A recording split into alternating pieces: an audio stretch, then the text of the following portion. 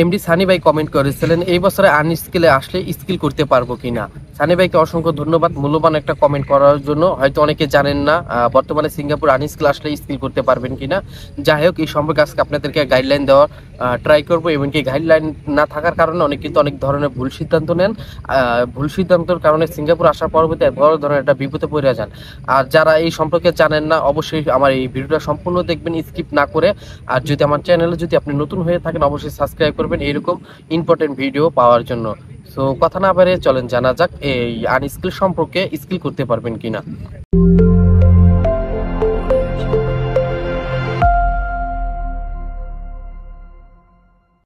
আসসালামু আলাইকুম এভরিওয়ান, আশা করি আপনারা অনেক বেশি ভালো আছেন। আপনাদের দোয়ায় আমি অনেক বেশি ভালো আছি।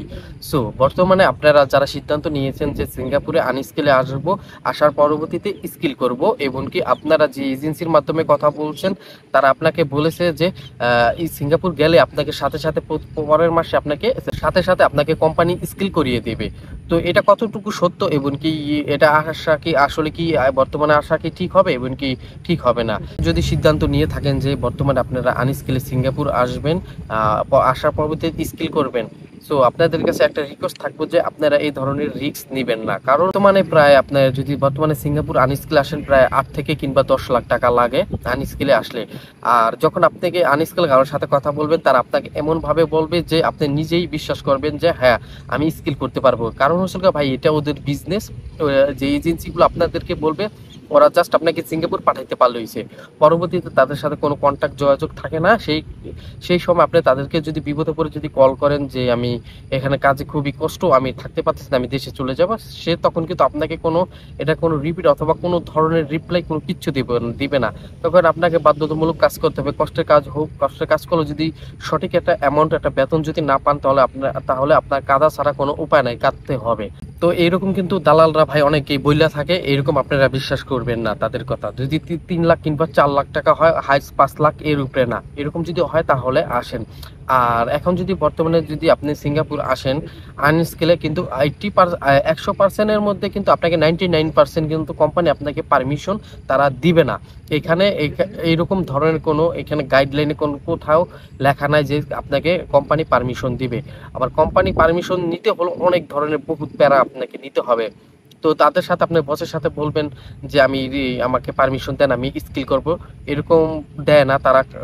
কম কোম্পানি আছে তারা আর কি এইরকম পারমিশন দেয়। এরকম অনেক অনেক ভাই ব্রাদার আসছে আনস্কিল আসার পরবর্তীতে তাদের সাথে আমার সাথে অনেক কথা হয়েছে, তখন তাদেরকে বলেছিল যে পরের মাসে তাদেরকে স্কিল করা হবে। তাদের প্রায় 1 বছর হয়ে গেছে, এখন পর্যন্ত স্কিল করা হয় না। তার পরবর্তীতে যদি আপনাকে স্কিল যদি না করায়, তখন কিন্তু আপনাকে ওই কোম্পানিতে থাকতে হবে। আপনি চাইলেও আপনি কিন্তু কোম্পানি চেঞ্জ করতে পারবেন না, কারণ আপনার কোনো স্কিল সার্টিফিকেট নেই, এই কারণে আপনি চেঞ্জ করতে পারবেন না।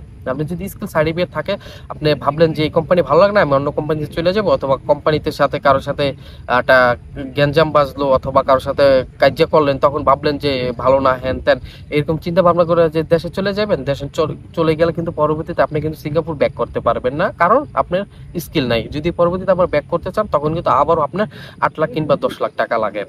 এই কারণে আপনাদেরকে আমরা রিকোয়েস্ট থাকবে যে আপনারা ভুল করেও কেউ আনস্কিলে আসবেন না। আর বর্তমানে কিন্তু পারমিশন কোনো কোম্পানি কিন্তু দেয় না। আর যদি দিয়ে থাকে 2-1টা কোম্পানি হাতে গুণ, আপনাদের কপাল যদি ভালো হয়ে থাকে তাহলে দেবে। এবং কি আপনার যদি পরিচিত কোনো ভাই ব্রাদার থাকে, আপনার রক্তের কোনো কানেকশন যদি কোনো ভাই ব্রাদার থাকে, তারা যদি নিতে পারে তাহলে আপনারা আসেন। তাহলে দেখা যাচ্ছে যে আপনাদের যদি পরিচিত কেউ থাকে, তাহলে সে এটা ভালোভাবে একটা ডিসিশন নিয়ে তখন আপনাকে এটা প্রবলেম সলভ করতে পারবে। আপনার যদি পরিচিত কেউ যদি না থাকে, তখন আপনাকে কেউ হেল্প করবে না ভাই।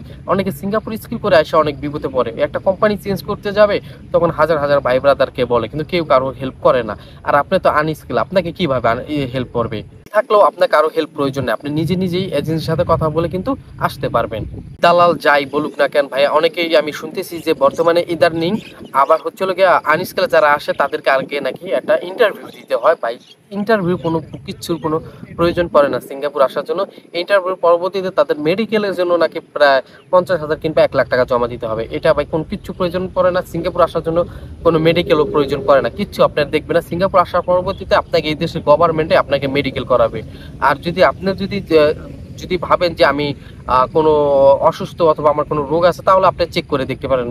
তখন চেক করে 4-5টা চেক করবেন, তখন আপনার দেখবেন ব্লাড চেক করবেন, হার্ট আপনার একটা এক্সো করবেন, এরকম 2-4টা চেক করার পর যদি দেখেন যে আপনি ঠিক আছেন, তো তখন আপনার কোনো সমস্যা নেই। যদি মেডিকেল করে যদি না আসেন, আপনাকে যে 3 দিন আপনাকে কোয়ারেন্টাইনে যেটা রাখা হবে, যেই হাউজে রাখা হবে, সেখানে আপনাকে তারা চেক আপ করবে। চেক আপ করার পরবর্তীতে কিন্তু যদি ধরা খায়, তাহলে কিন্তু আপনার সাথে সাথে দেশে পাঠিয়ে দিবে। তো এই কারণে আপনারা একটু নিজে নিজে একটু চেক করবেন। আপনারা যারা আনস্কিল আসার জন্য ফার্স্টে বলে যে তাদেরকে টাকা দিতে হবে 50,000 টাকা, ইন্টারভিউ আছে, আপনার মেডিকেল পরবর্তী 50,000 টাকা জমা দিতে হবে, এটা বিশ্বাস করেন না। সিঙ্গাপুর আসতে কোনো প্রয়োজন পড়ে না, মেডিকেল কিচ্ছু প্রয়োজন পড়ে না, কোনো ধরনের ইন্টারভিউ নাই। আর এরকম যদি কেউ বলে থাকে, অবশ্যই আমাকে কমেন্ট করে জানাবেন, ওই এজেন্সি নাম্বার দিবেন, আমি কথা বলে দেখবো যে কিসের জন্য টাকা চায়, কি কারণে টাকা চায়। ইম্পর্টেন্ট কথা হচ্ছে হলো, আপনারা যারা বর্তমানে সিঙ্গাপুরে আসবেন, স্কিল ট্রেনিং সেন্টারে ভর্তি হবেন, তাদের কিন্তু মিনিমাম মাস থেকে 1 বছর সময় লাগবে। বর্তমানে ট্রেনিং সেন্টার কেউ ভর্তি হবেন না, ভালো হবে। তারা আনস্কিলে আসার জন্য অনেক আগ্রহী, আসবেন, কোনো সমস্যা নাই। তবে 8 লাখ কিংবা 10 লাখ টাকা দাইছেন না। লাস্ট একটা রিকোয়েস্ট, ভুল করে আসেন না, পরবর্তীতে বিপদে পড়বেন। আপনাদের কাছে আমার একটাই রিকোয়েস্ট। সো আজকের ভিডিওটা আমি এখানে শেষ করতেছি। কোনো বিষয় যদি জানতে চান, অবশ্যই আমার কমেন্ট করে জানাবেন। ভালো থাকবেন, খোদা হাফেজ।